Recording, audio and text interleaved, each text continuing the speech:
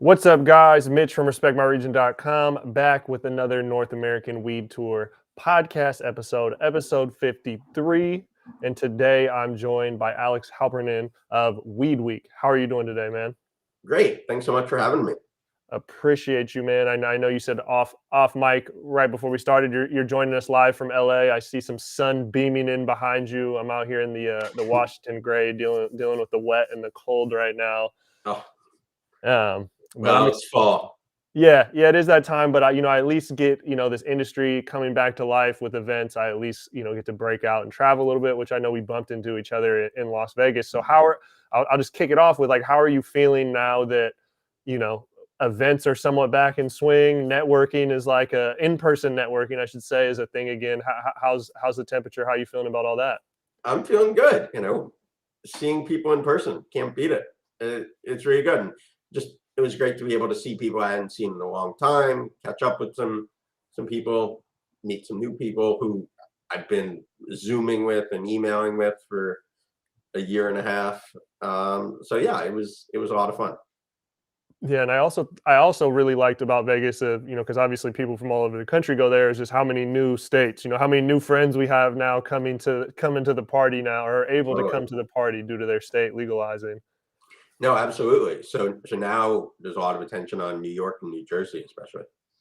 And then from a content perspective of, like, how much are you looking at, cannabis on the West Coast and California versus nationally and globally? Kind of where do you look at covering content everywhere? Is there specific niche focuses?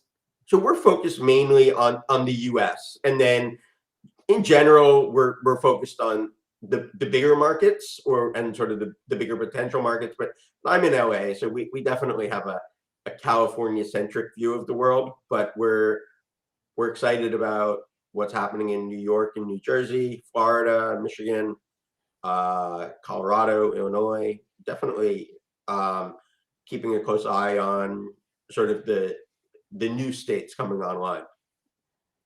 Absolutely. And a lot of those ones you listed, especially on the East Coast, are really getting a lot of the attention right now.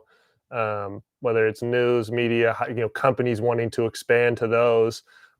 It's really a crazy time to be in cannabis. And so with all of this happening, and I know personally for myself, and I told you before we started, a lot of these questions, I know a lot of the answers and pain points, but for the people out there, what are some of the obstacles and challenges of covering cannabis news? Not only that it's a never-changing ball of legislation and regulation, but also so many new states are continually coming to the party. What are some of the obstacles in staying up to date on that? I mean, we live in a time of pretty amazing technology. So, I mean, sort of each state goes through the same process. They have the same debate over edibles. They have the same debate over, how far away from a school can you have a billboard or have a dispensary. So trying to keep an eye on which debates we've sort of already had and we sort of know how they're going to turn out, and but also trying to figure out some of the new debates. So for example, just how the industry is structured in each state. Are there limited licenses? Are there unlimited licenses? I think that's really key in terms of to look for in terms of who's going to succeed in any given market. You can really almost the lawmakers or regulators can really almost decide who's going to succeed in a market at the beginning of it, depending on who they cater to. Absolutely, and we're seeing that happen in Florida right now with some of that recent news. I'm not going to name anyone. I'm not trying to throw any companies under the bus on here. That's not our point here, but we're seeing exactly what you're talking about of kind of, significantly someone potentially working with lawmakers to shape the regulation in their favor. But it's a great point because, social equity, has been such a hot topic over the last 2 years, and accessibility to get into the industry. And the regulations have the direct impact on who can get involved and who can't, and even who can't get involved. How much have you noticed, from your perspective, the conversation switched to social equity as we move to the East Coast? Because I know California had that conversation earlier than, where I'm up in the Pacific Northwest, but I feel as an industry, the conversation around social equity has really risen along with the talks of East Coast legalization. What's your feelings on that? I mean, I think the topic has certainly come to the fore. Certainly after last year's protest, it's really it's gone on everybody's radar, and every company really needs to say they have a plan to be able to address it. At, and each state is sort of tackling it in its own way, or trying to tackle it in its own way. So like California, the California Cannabis Industry Association just released a report saying that I think 7 different local equity markets in the state really have a long way to go before they reach any kind of equity. And I think it's going to be hard for just as hard for the other states as well.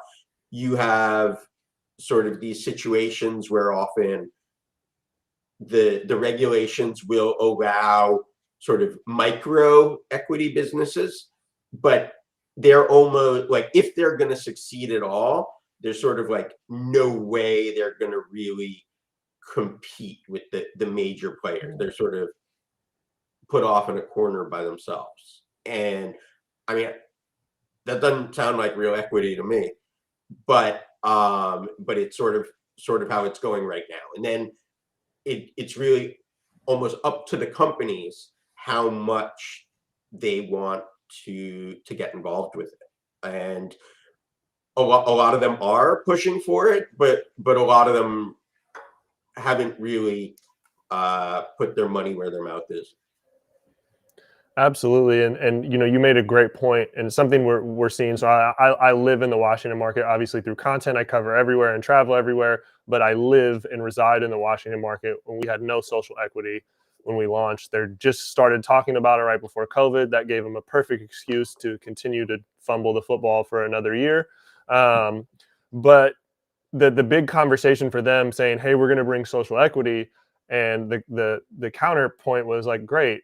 6 years into your market being mature, you're going to acknowledge there's disadvantaged communities that could use a lift up, but are you really lifting them up when you're going to put them in one of the most mature markets in the country and then compete with other people when you're already acknowledging it's from a disadvantaged community?" And so, it's social equity is a great concept in its basis, but it definitely is, as the point you proved, it's much deeper than just providing a way. It's really looking at this, and hopefully some of these new states can not fumble the rock like we have on this side of the map. No, I mean, and Colorado, another early market, sort of, they didn't start equity law until I think last year, so they've got a long way to catch up as well. I think to work, the companies really have to be involved in a meaningful way, and right now it's really sort of up to them if they want to be involved or not. Absolutely. So starting back to the start, Weed Week started as a newsletter in 2015. What was the basis of, or the the inspiration behind starting a newsletter, and then also starting a newsletter in the cannabis segment? Sure. So my story is that, we met at MJ BizCon 7 years ago. So 7 years ago, Fast Company magazine sent me to MJ BizCon, and so that time in 2014, there were about 3,500 people there, and of course that expanded to about 35,000 by 2019. But so I had just come from New York, and cannabis wasn't even a part of my life at the time. I was a business reporter, but I thought, this is an amazing story. I should cover this. So I ended up moving to Denver pretty soon after that. And what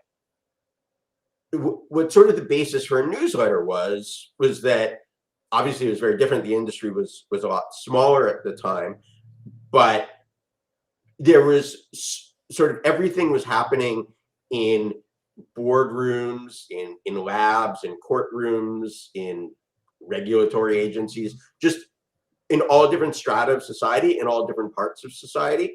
So there was an opportunity, I thought, to sort of distill the most important things into a newsletter. And now we're really sort of focused on the professional market. So really trying to give people who are involved in the industry an overview of what's happening nationwide without taking up too much of their time. Yeah, I mean, a good newsletter, right, is a summary of news that's going on, right? Like, obviously, some of them are set up where you can click away to read more, but I noticed in putting out online content a unique phenomenon a couple years ago that our articles that got shared the most, it would not be uncommon to see they had more shares than they had readers on the actual article, right? Where someone reads a headline and is like, yeah, I agree with that, or I retained the information from 180 characters or whatever, and I felt good enough to share this entire article without reading it. And so a newsletter obviously is more than that, but it is you're able to summarize stuff and give it to people in a digestible way. Hey, I want to open up a newsletter and just educate myself real quickly in 10 minutes on all these things that are going on. And so I definitely can see why that has an impactful is impactful in its nature. And so you've clearly felt, for still doing it this long, that the newsletter has continued to be the best format to do it. And so what's the inspiration of continually going that way? Is it because it's like able to get out such digestible news at one point, or why have you kind of continued to stay with that format? So we've tried a lot of various different things. We had a podcast for a while. We for a while we were publishing much more every day. We had to sort of shrink a little bit, but I mean, ultimately, I think the newsletter still makes sense, and the opportunity for the cannabis opportunity is still very much there. So pretty soon we're going to be branching into a community where to enable people to sort of get together a little more and talk about some of their issues, sort of like we did at in Las Vegas, that kind of thing, sort of thing. Like, everybody's on LinkedIn. I like LinkedIn. You like LinkedIn. We all like LinkedIn. But to sort of create a bit more of a more intimate setting where people can talk a little more freely and sort of know that the people who are listening to them are sort of people at their level, and people who they don't have to spell everything out for. So we're going to be creating a community like that, and hopefully producing some content, maybe some additional newsletters focused on more specific areas. So for example, legal issues or marketing issues. So those are to come pretty soon, I think. I love that. And, that's definitely something about LinkedIn. I don't do a great job. I try to post every day, Monday through Friday, but some days I think, and I'm like, whatever topic that's coming to me or that I'm really can't, get past that day doesn't seem, it's not like it's inappropriate, right? But it's not appropriate for the business centered forum that is LinkedIn, right? Like some of my thoughts on the industry or speculation might not be, I don't know, LinkedIn might not be the right place, even though that same community of followers or people probably has an opinion on what I have, right? And so I might not put it in that forum. So I think there's absolutely room for more communities and more communities built around niches. I just did a post, I don't know, today about, this Weed Maps and Burner talking about a new social platform. And I don't think an entire platform for a single interest or niche is always the best route, but clearly, like, communities, whether it's on a Reddit or a website or a message board or silos within the existing apps, I think that there is so much room for people to come together and share thoughts over very targeted interests, like you're saying, in marketing in relation to cannabis, especially, right? Like, it's a very unique thing where people that deal with that don't have a lot of opportunity to talk to peers and really build up education, share things, and learn things. Totally. Like, I heard about the Burner Weed Maps venture, but I'm not quite sure what it's going to be like. Do you know anything about it?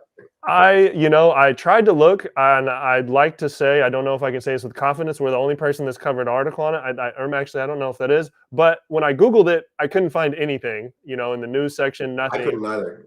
Yeah, Burner had the Instagram post, Weed Maps had their Instagram post. Reading them, like, you read Burners and you think, okay, maybe it's not a social media platform, but then you read Weed Maps, like, it sounds like they're, so I'm speculating if it's going to be successful, it's not going to be a whole new platform. It's going to be some sort of community or some sort of thing within Weed Maps. I think if they are going to build a whole new social media platform, my personal opinion, I don't think that'll be successful. Okay. Yeah. No, But it's a hard thing to do. yeah, I mean, it's just, people with a lot more funding have came out and tried to do that and been unsuccessful. Weed Maps has got an entire business model that is successful, but is not even scaled out yet. So why take on another task that, there's been one fucking Facebook the last 15 years, there's not room for many other ones. So no, absolutely. I don't know, that's what they want to do anyway. So, for you, when you started back in 2015, obviously, like you said, there wasn't as many legal states. And then along with that, the maturation and education around the plant, around the industry was very minimal. Where did you find content and information and education to compile into this newsletter at the start? So it's funny because sort of a lot of these stories were being covered in the local news. So I moved to Colorado, which was then sort of the center of the industry, to cover it. So there was a good amount going on in Colorado, and there were, I mean, it's not like my sources were particularly original. There were a couple of different sources that were doing a good job covering it. MJ Biz does a good job for some things. Marijuana Moment does a good job for some things. And sort of, I mean, some of it was sort of bringing, there's always so much content that the job, even back then when there was a lot going on, it was sort of, the value I hope I bring is sort of my curation is sort of slimming down what's available to sources that I think are credible, or to developments that seem like they could have more significance in other places. So if another state is going to have the same debate that doesn't really go anywhere about impaired driving or something like that, I stopped posting about that a long time ago. But just yesterday, we learned that in Canada, a study just came out, and there really haven't been an increase in traffic accidents since legalization in 2018. So that's pretty interesting, because that's a big enough of a sample size over a long enough time, and it's similar enough that probably tells us something valuable about what legalization means for the road safety. It turns out it doesn't seem to be that much of a problem. So that strikes me as meaningful. And my hope, although it may be a little futile, is that maybe people can turn to different issues the next time a state legalizes. But that's probably not going to happen. We're still going to be hearing about worries about the roads. Right, absolutely, and that's an important point. I think for even for our listeners out there that are in the industry, that are sharing their own story, their brand story, right? Of understanding, if you're telling the same story that's been told numerous times, the reader doesn't necessarily care about reading the same story with the 100th different time, and therefore the curator does not care to curate stories that the reader ultimately does not care about. So even if your story is maybe not the most unique, but having that unique spin, unique angle, unique takeaway, unique headline or blurb from it really helps bring a conversation that's not new, but brings new life to it, right? And I think that's just a good takeaway that people could take, that they should take. I mean, the other thing is that we're just so immersed in it that we don't necessarily realize how a lot of these things are still new to a lot of people, even in legal states. And so like this week, there's been huge news in the cannabis industry about a new Republican legalization bill, and that really shakes up the situation in Washington, because it's not just a question of, okay, how many Republicans are going to get on board. It's okay, well, maybe the final bill is going to comprise Republicans and Democrats, and probably leave out some people on the right who just don't want it, and some people on the left who want legalization, but with more equity provisions or something like that. So it really sort of shifts the dynamic. And of course, to Weed Week readers, that's very important, and I cater to them and sort of give my assessment of what's happening. But a lot of people in Washington, even pretty well informed people, like, this just isn't on their radar. And it's an important issue, but it's not an issue that, in my view, always gets the attention it deserves. Absolutely. And, another question I have about curating this newsletter is, and I know from doing my own newsletter, right? If you have a newsletter, you have certain topics you want to cover in there. What about a story makes you want to put it in that kind of that top spot, that first, because obviously that's the best real estate to hopefully give someone. If you get them caught on that reading, they're going to keep reading, right? So what kind of is the thesis that you put into selecting what that top slot is going to be? I mean, it's a lot of it is just sort of news judgment. It's like, if something is better known, then people want to hear about it. Like one company, MedMen, was soaring high for a while and then sort of crashed, and people like to read about them and their comeback plan. So I always know that if there's a MedMen story people want to read about, I don't want to overemphasize it, because these days MedMen isn't sort of a top tier company. But people want to read about it. So it's sort of a balance of giving them what they want, but also what is most crucial, what I think is going to matter most. Absolutely.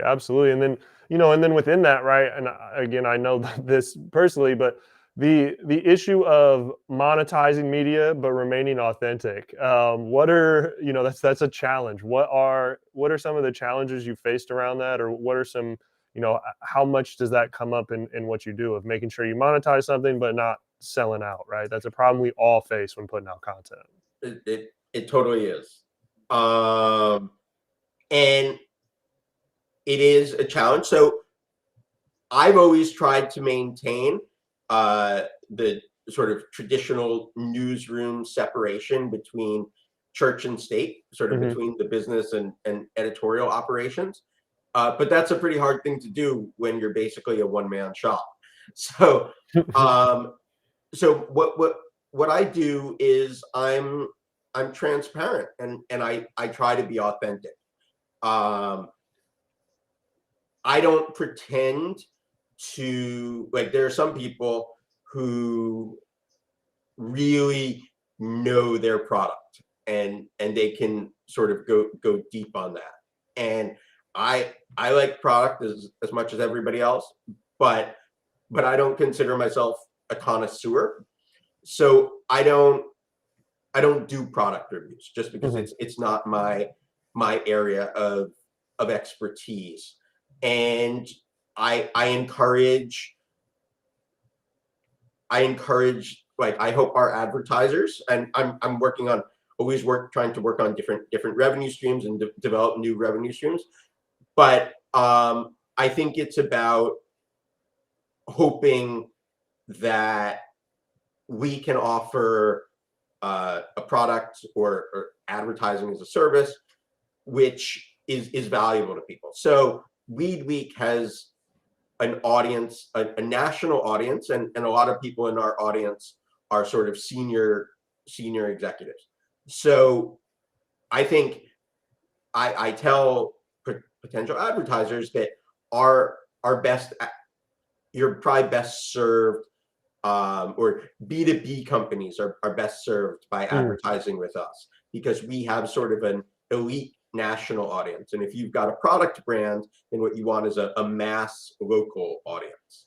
So trying to offer offer things that bring real value to people, and not pretending that we're going to give value in a way that we probably aren't, and trying to be transparent. If somebody advertises with us and they've got a story that I want to tell, I say, hey, these folks have advertised. I say in the newsletter, these folks have advertised with us, so I still think it's newsworthy, so I'll cover it. And I just try and be as open as possible. Yeah, and that's something I can tell you from our end of doing a lot of agency work is, when I do more in-depth agency work with a brand or a company, like, you learn the intricate ins and outs, and you uncover some of those stories, right, where they don't even know, like, hey, I should be publicly telling this, and you learn, you just get a story like, oh my God, that's such a good story.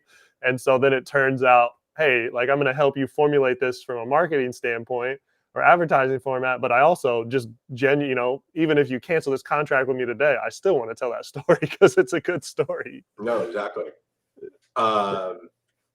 Yeah, I mean, there's so many good stories out there, and so many companies out there, and everybody's going through their own things. So it's something I try and balance, and I just try and keep as transparent about it as possible. Yeah, it's a difficult place to line to cross at times, but obviously, like what you're saying, I think a big important thing is, like, you understand your audience, and so you understand what advertising would be best suited for that. And maybe there's a story there, maybe not, right? That's kind of irrelevant when you're in the advertising standpoint. um, but it's important to know your audience. And so that was going to be one of my questions. You did allude to it a little bit, but what is your audience? And then kind of within your audience, did you set out to create something, a platform for that audience, or did you just create this platform and then kind of realize this is the audience that's coming to it? It's been a work in progress this whole time. I mean, I think it's sort of based on my sensibilities, the things that draw me to this story and keep me interested in the story are sort of the mega story of an outlaw industry going corporate, and what that looks like, and how that sort of resonates through society, both in terms, and it resonates in all sorts of ways, from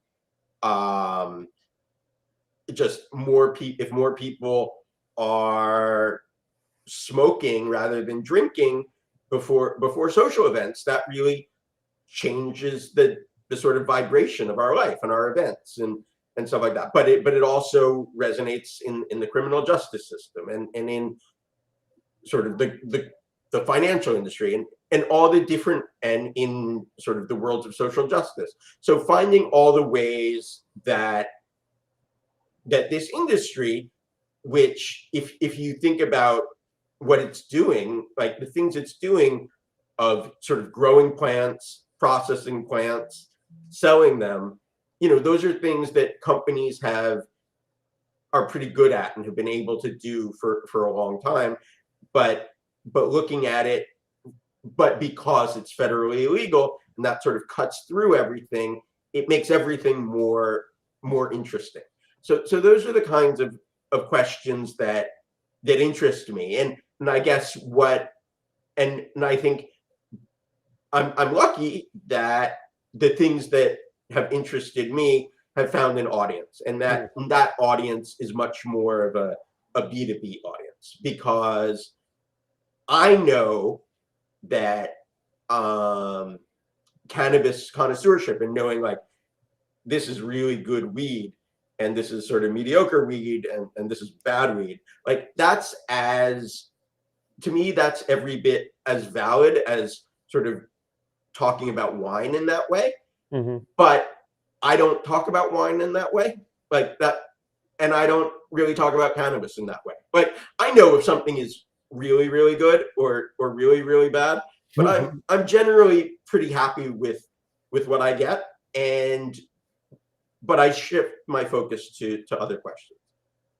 And that's interesting in pursuit, obviously, of someone that's also built a platform that shares content and news. Is, I think, the best things come from around your interest, right? Or regardless of what you're doing in life, right? If you're following your passion, following your interest, that's something you're going to connect to, and obviously it's easier to put the labor in.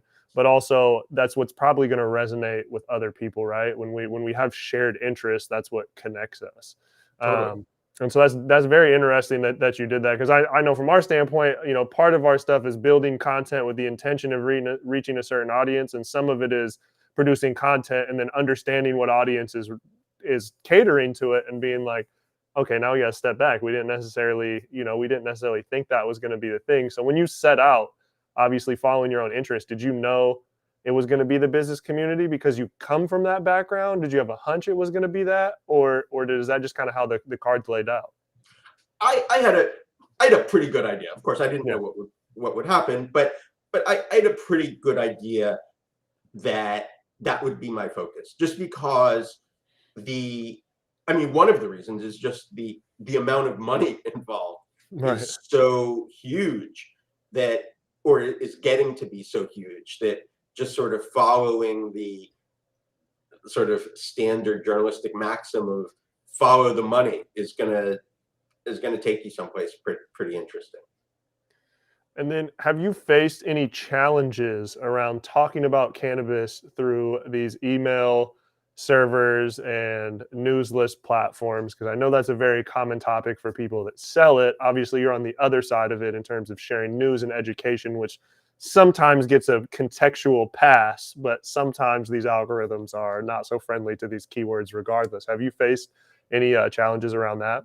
Yeah, a little bit. Right now, I'm in pretty good shape. Knock wood. You never know when that'll change, but right now, I'm working with strictly mainstream companies, and I'm happy to be in that situation. But it didn't happen overnight, and I hope I can maintain it. But no, it's certainly a concern. But also the issues I face are relatively insignificant and relatively manageable compared to what licensed companies deal with. Absolutely. I Right, right. Yeah. can't even imagine. Yeah, and then there's another. Now you have the platforms, and then you have a regulatory body looking at how you're using these platforms if you hold the license. And so, I also know, a newsletter, a mailing list, right? I view that as, personally, I view that as an asset, right? I view social media profiles as something you lease, something you rent. We've all seen it. Instagram could pull your shit in a matter of seconds Totally. and kick you out on the curb. You do not own that. Whereas a website and a database is an asset that you can actually own. What has gone into building that? Because that's something else I very am intimately aware of, is the difficulty of building those subscribers one by one by one by maybe 5 here by one by Yeah. it's a No, task, man. What's gone into building this newsletter list? I mean, just keep doing it. I mean, I I had no idea that it would be as challenging as it has been, or take up as much time it has been.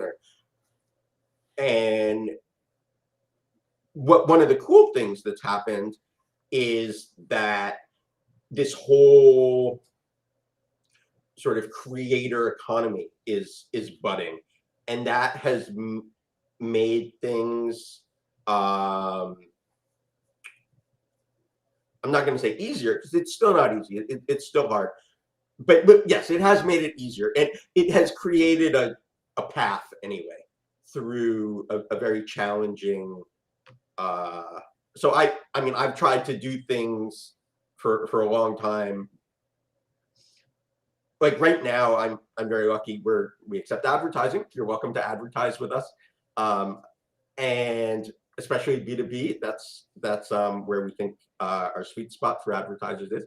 But we now have like a self-serve advertising store for Hmm. the newsletter. So we're very lucky to have that. We now have a jobs board that I didn't build the jobs board, but we're able to. So it's sort of, I've learned to be able to reach out and take advantage of these existing tools that already exist in a way that I understand is not possible for a lot of licensed businesses.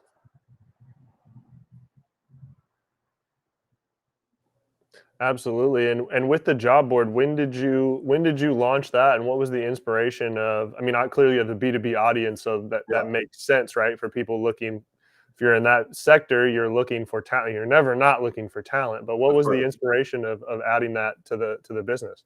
Yeah, I mean, I just think it's an asset, and maybe something the industry needs. I think if you're hiring a CEO or a trim team, there are a lot of companies out there that can help you. If you are hiring what most people are, which are sort of employees, team members, staffers, whatever, you can go on Indeed and LinkedIn, but it's maybe not quite as focused. And with Weed Week, what you get is we have this great software that does a really good job for employers. If you are looking for a job either actively or passively, you can just upload your resume and you'll get a free resume assessment. It doesn't cost you anything. So this job board, we're just getting started with it, so it's not quite rolling as fast as it will be, but basically we're trying to bring the employers and the people looking for jobs to the same place, and that's sort of the challenge of job boards. But I think we're in a good position to take advantage of that, and of course the industry is going to be hiring at such an extraordinary pace over the next couple of years that seems like an opportunity. Absolutely. I mean, yeah, like I mean, we said at the start of the conversation, but all these new states are going on. The states that have it are scaling and growing. The industry is absolutely exploding. And so, another question I have is, how much work goes into curating these newsletters? And do you have a streak of, like, whatever days you go on? Do you have a streak where you have not missed? And do you know what that streak currently is? So for a while it was just one newsletter a week, and it was probably longer than it is now. So sort of broken it up into, now we're two a week, which I think is sort of enough to keep people posted on the news they need, unless they're trading stocks, but we don't really cater to a stock trading audience. Um, but I don't know, I've probably gone about 2 years, but now I've scaled it back a little. So now we're doing two a week. I'll probably, this whole year I'll probably skip like 5 or 6. Okay. So That's it makes it manageable. Yeah, yeah, that's solid. I mean, it's a lot, especially as one person. There's no calling in sick and having someone to Totally. cover for you. I, I know that's something. The newsletter is something I personally struggle with for us for a long time, and I've been consistent. I'm just always like asking people how long you been. I don't even know how long I've gone without me. I've probably missed one in the last year, and we only do one a week, but it's just fun. I just always give people credit, man. If you can go if you can go a streak without missing, like, props, man. It's a lot of work, and it's difficult to show up on that type of task on, week in, week out. well, I appreciate that. It's true, but and there certainly have been some low points, but things seem to be going pretty well. And I heard an expression that if you're going through hell, keep going, and I think there's real truth to that, because if you stop, then you're just in hell. That's a good analogy. Something else that I want to ask is finding this. I know you said finding this cadence of two a week, which I think is a solid amount. Just as someone, I get, I'm subscribed to different newsletters or get emails, even promotions from companies I purchase through.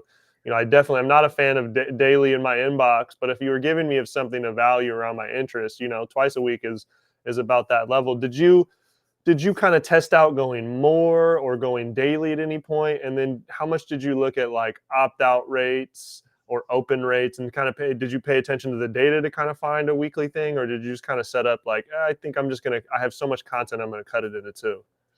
Yeah, I mean, it's an iterative process, and just constantly checking the data, checking how things are going, what I'm able to do, because uh, and sort of this is where I am right now. but we'll see if that changes.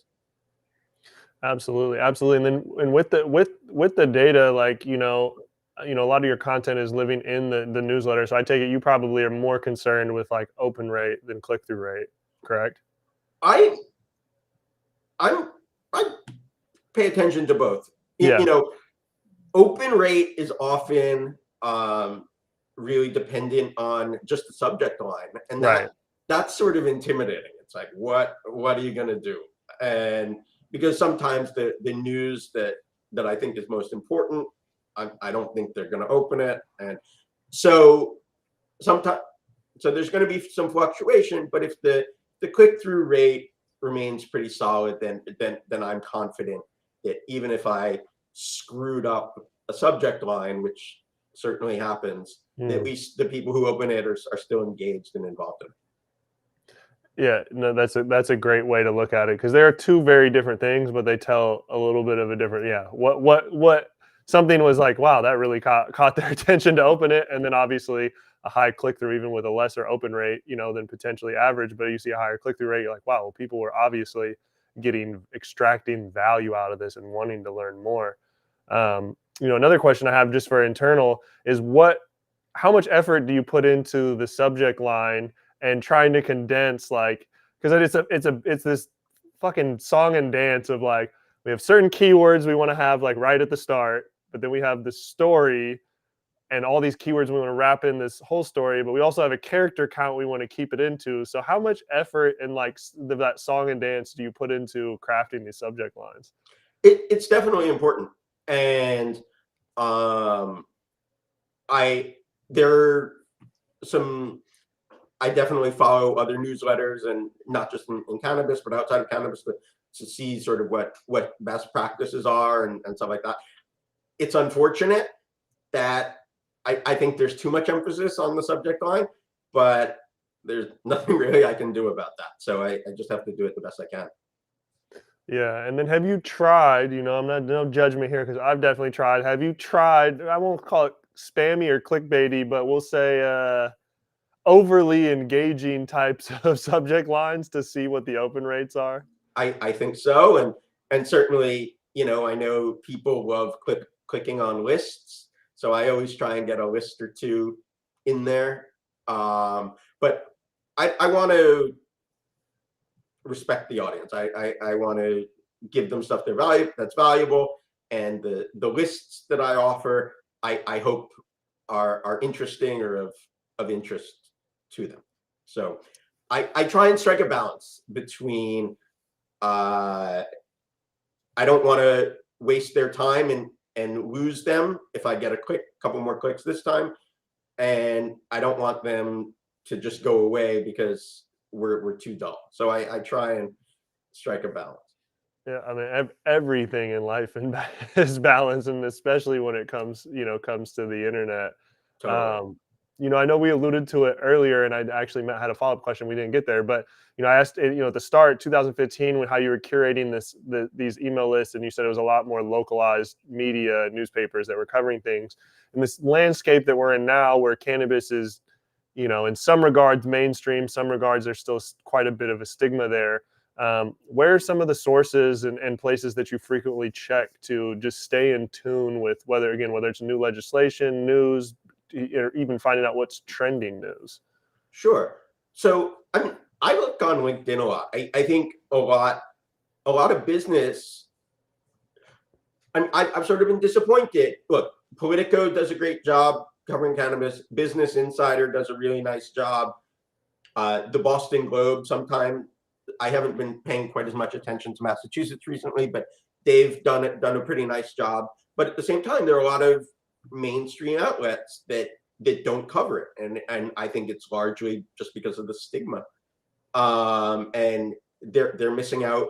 They're missing out on the story. But for certain things, at Marijuana Moment, Tom Angel does a really nice job with some of the legislative issues in some of the states. For a lot of the sort of brand stuff, I look to other places. A lot of that I look to LinkedIn for, just because to see what folks are getting excited about and what what interests them. And I think that's a really helpful way to sort of read the room. Absolutely. And so for that stigma, that you mentioned of a reason to hold back for some of these mainstream news outlets, what do you think? What is something that you feel like you're going to see and be like, man, the stigma is definitely broken? Do you have anything that pokes out in your mind? Well, I mean, one thing would be if the Wall Street Journal had a weed beat reporter. I mean, it's kind of amazing that they don't. But that would be like a very mainstream thing. I think another thing is that the politics of legalization are pretty interesting. Like there have always been a couple of Republicans who have favored legalization, but it's always sort of been more of a Democratic issue. But even on the Democratic side, like the politicians who favor it tend to sort of say, well, the war on drugs has failed, and we shouldn't be locking people up, and veterans should have access to medicine. But even the strongest advocates don't really have the industry's view that having access to legal weed is sort of a net positive for society. It's more about what doesn't work and what has failed. So when more politicians are saying, like, we are better as a society because anyone can go to the corner or get legal licensed tested cannabis delivered, we're better off for that. I think that'll be a big thing. I don't know if it'll ever happen. I don't know if they say it about tobacco or even alcohol.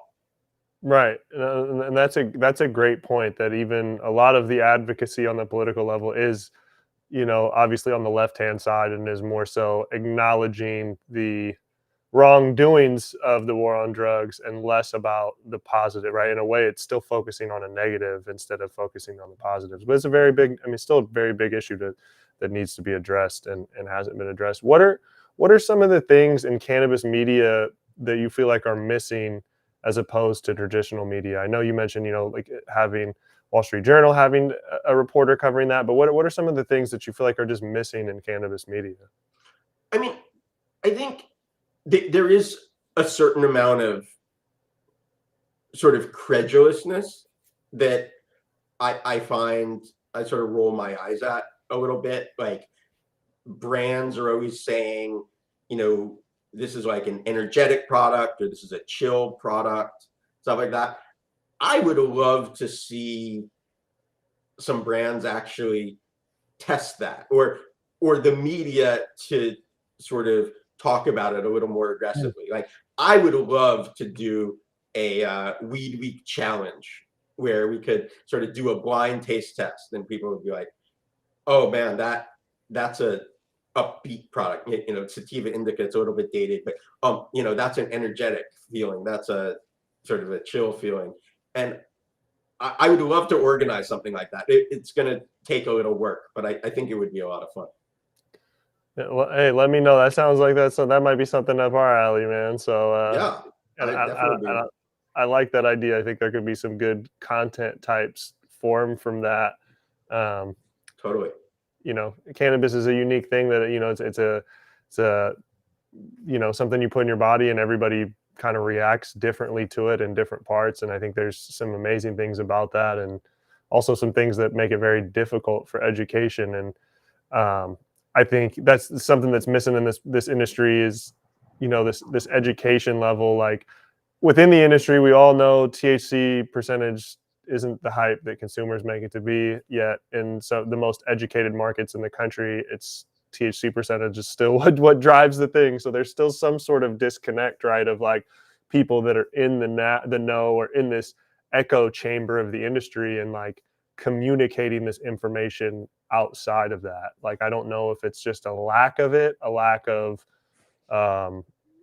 context or ability or, just less ways to distribute this information, or if or if people even really care. It's kind of a Yeah, complex thing we're at. it's sort of, it's all a bit hazy. Absolutely. And that's one of the things too, is like when it comes to cannabis media or cannabis news, cannabis content, right? For you and what you've noticed, and it's probably more, whether it's messages back and forth or people you've met along your travels, is like, do you feel like the majority of people that are, I mean, clearly I know the answer, but the majority of people subscribing to the newsletter are within the industry. How much do you feel like people are outside of the industry that are looking to be educated? I think there's a good deal of interest. I think the most interest is from people who are looking to make money at it. More so perhaps than the sort of non-traditional customers a lot of brands are sort of targeting out there. I mean, my mother is a non-traditional customer. I'm pretty sure I don't think she will ever try cannabis. Sure. But even with me, and but she has certainly, I would say, she respects what I do, and which is important to me, and certainly understands what I'm doing. She's just not particularly interested. But then again, I also have friends whose parents are in similar positions or whatever, and they're like, oh yeah, I had I was feeling a little achy and I tried some CBD or something like that, and it really worked for them. So then they sort of pick it up. But it's definitely a process. Absolutely. It takes an introduction to something that has, like, if you have pause about cannabis, it's, a health reason, the stigma, right? And so to get over that hump, either way, right? If it's a health thing, then you might not ever get over it. If it's a part of the stigma, it's a very challenging, hill for someone to climb, to being, oh, I'm open to it. Okay, I'm kind of interested into it. To, oh, I'll try it. It's not as simple and straightforward of like, would you like to try this new seltzer water product? No, totally. It's a little bit different. No, What's next? What's next for in the evolution of Weed Week?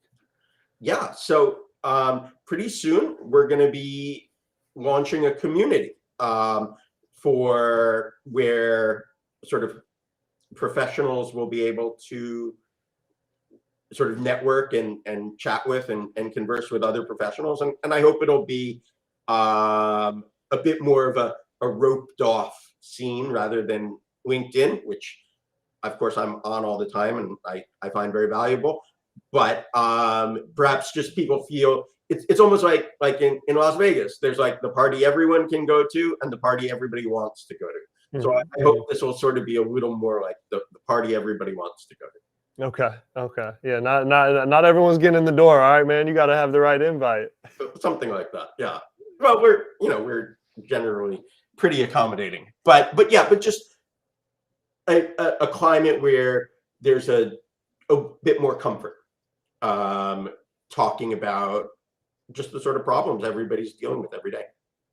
Awesome. I mean, it's kind of just the natural evolution of taking this community clearly you've built with, almost, although you distribute to a lot of people, it's digested, right? Like in a one-on-one format, is opening up an email. So it's taking that community and pushing it together, if you will. Yeah, I'm pretty excited to see that happen. Awesome, man. Well, you're gonna have to keep us in tune with that, and this content idea, challenging the advertised effects or marketed effects to some of these products. I like that, man. We'll have to stay in touch with that. It should. Yeah, I would definitely love to pursue something like that. Awesome. Well, man, Alex, I really appreciate you hopping on the North American Weed Tour podcast to talk about something I know, again, very much intimately about, is cannabis media. But I think it's great for us to get this information out there, because a lot of these questions just built around building a newsletter, understanding open rates, click-through rates, looking at that stuff, subject lines, any brand, any person, any company in this industry, that is information that they should absolutely have. It's not just relevant for learning and digesting news, but those same practices and skills should be applied to their business. So I very much thank you for hopping on here and sharing a little bit behind the curtains. Definitely. Thanks so much for having me. It's been a lot of fun. Awesome, man. Thank you very much. And weedweek.com, correct? That's the website. So Yep. I'll plug it for you. If you got anything else you plug, you got your moment, but I'll put weedweek.com. You guys can get your information, sign up for the newsletter there. Great. Thank you so much. Awesome. Thank you, man. And to everyone out there, North American Weed Tour Podcast, episode 53. We will catch you guys here soon.